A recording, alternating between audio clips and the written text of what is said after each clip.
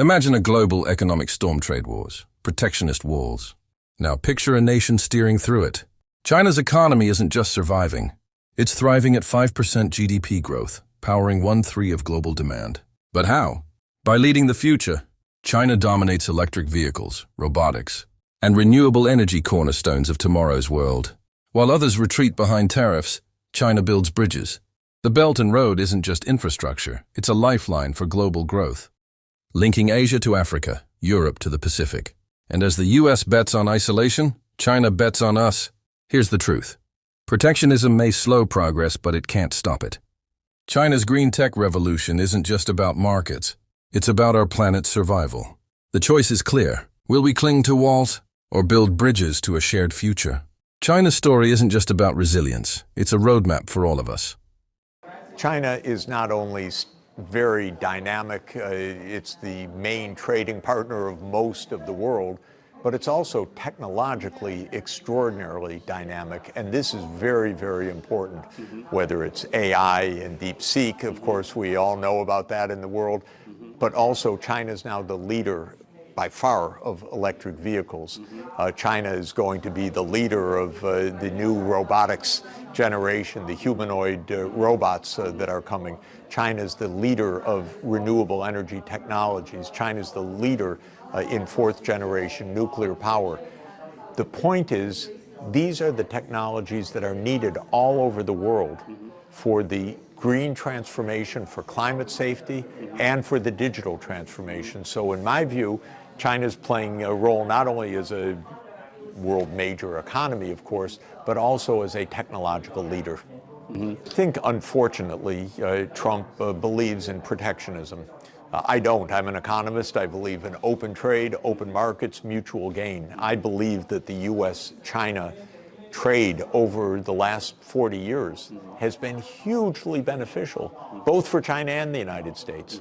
But I do believe that Trump is a protectionist, and he's likely to pursue this course. What does it mean for China? It means that the rest of the world, China and the rest of the world, should say, okay, if the U.S. wants to be protectionist and isolate itself, that's one thing, but we are going to continue our open trade policy.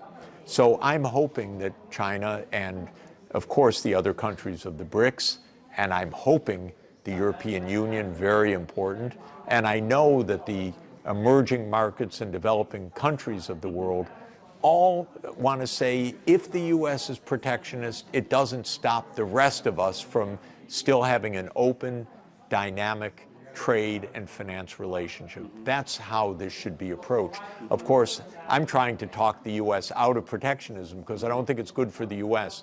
But for China, rather than anguishing or saying, well, now we have to just boost consumption or something else, China can also expand exports to other regions of the world and also expand investments in other regions of the world for Chinese technologies to be producing in ASEAN or to be producing in companies in Africa, in Europe, I hope, and so on. Well, it sounds like you are such a blessing to American economy, to the world economy. Do you think that the world is going to track globalism or protectionism or global cooperation or individualism? What do you foresee? I think that, broadly speaking, we're still in a globally interconnected world with the benefits of globalization. The United States has lost its nerve a little bit. China's rise has scared the U.S. Now they're protectionist. Not a good idea. I hope that the United States returns to normal openness with more confidence and yes, go out and compete, make business, but don't be protectionist. This is what I'm hoping. But I do believe that most of the world wants an open economy and trading system and cooperation.